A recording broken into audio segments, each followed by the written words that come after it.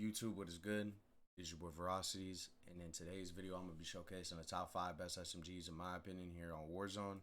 And this is all my preferences, what I've used and I found the most success in, and I just want to showcase it to you guys so you guys can try my top 5 SMGs. To begin, we have the Lockman Sub. I think the Lockman Sub is a fantastic SMG to use here on Warzone. It has great mobility. It can kill pretty quick, and you could do some crazy things with this MP5. To begin, we're going to have the L38 Falcon 226 barrel. We're going to tune that for aim walking speed and 0.22 damage range. We have the overpressured ammunition for target flinch for 5.23 bullet velocity and 0.70 damage range.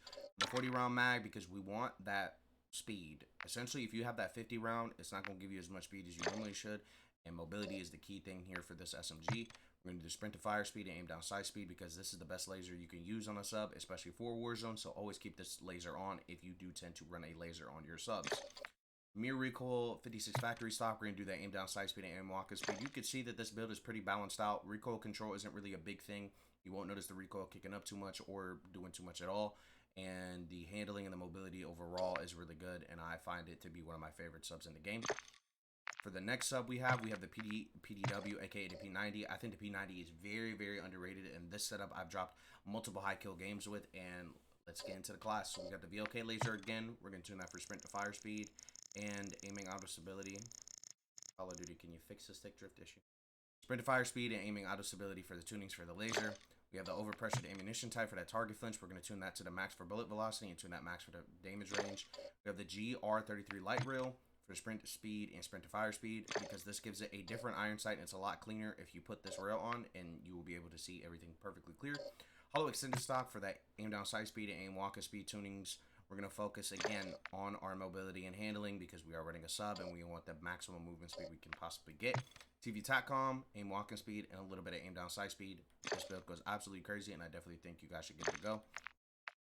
Now for the MP7, the MP7 did get recently buffed, and I did try this class setup out on my stream, twitch.tv/Ferocities, where I try out all these different types of class setups and get videos for you guys. So this MP7 I've tried. I love it. It's really, really good. The recoil control is nice, and you can absolutely beam kids. Running the 50 round mag is very important on this MP7 because the ammo does go very quick. So running the 50 round is much better than running the 60 because you want to still have that movement speed. As again, I'm focusing on this build more specifically for recoil control. We have the compensator muzzle for the recoil stabilization to the max and the gun kick control to the max. And we have the LAC 165 Zulu barrel for aim walking speed and damage range. We have the VLK laser 7MW for sprint to fire speed and aim down sight speed. And we have the ZLR combat grip for that recoil control. We're going to tune that for sprint to speed and recoil steadiness because, again, we're trying to focus on recoil control for the MP7 in this particular build, and it does absolutely wonders. They're using it on Mazra and or Ashika Island. For the next sub, my Vaznev that I recently have been starting to use. This thing goes absolutely crazy. It is the most balanced out class I feel like you can possibly use in the game. And let me show y'all why. So we have the Spiral V3.5 flash hider. They use this in the CDL, and I absolutely love it. If you tune it for aim down sight speed and gun king control, the gun does not move, in my honest opinion. I find it to be the most consistent muzzle for you to run on the Vaznev. Sharkfin 90 underbarrel, key underbarrel for a lot of subs that you want to run. You have tuned for 0.31 recoil stabilization and 0.14 aiming walking speed.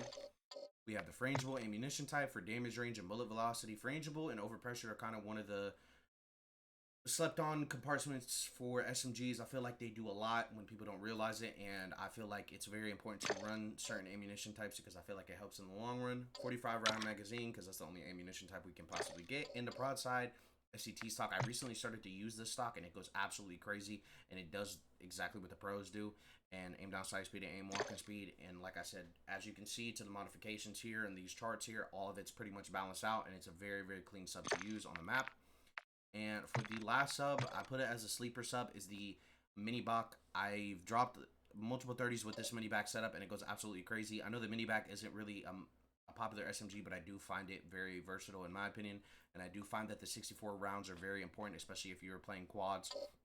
And for this specific setup, I'm using this suppressor just due to the fact that this bullet velocity and aim down sight tuning does wonders. And like I said, you want to focus a lot of the time for accuracy range with these subs, but also if you want to go for more movement, you can kind of like change it up a good bit. So that's why I have this tuned out for more range and accuracy and handling, because I find that the mini back with the 64 round mags, you gotta kind of have to work against the cons and try to outweigh it with all the pros of the tuning. The barrel for the back 9279mm barrel, we're going to tune that for recoil steadiness and damage range, giving us more damage and also range as an overall beneficiary of this. The XS Flash 90, that's a flashlight. It does low-key help. I will say the sprint to fire speed and aiming stability is very noticeable with this specific gun. I do think it's very important. Again, broadside FCT stock. This was the first gun I really tried this stock on available. And the aim down sight speed tuning and the aiming idle stability is very, very important to tune for this specific gun, and I do think it does a lot for it as well. True tack grip for that sprint to fire speed and aim down sight speed. Again, you're wanting to tune this aim down sight speed and sprint to fire speed. You want to increase that handling. The recoil isn't as noticeable with this mini box just due to the fact that it has the 64 round mag. So when using this specific class, it is more so you having zero recoil, essentially no issues with that, and just overall it's more, you know, it's an experimental type of SMG that I ran with and I liked. So if you guys did enjoy this video, man, be sure to leave a like and comment. I did my best explaining how I tune these guns, and if you guys do use these setups, you guys let me know in the comment section below. And if you guys want me to try any other SMGs like the Bass P or anything like that, let me know in the comment section below what classes you want me to try. And all I ask is to leave a like. If you are new, be sure to subscribe, and I hope you enjoyed the video. Peace.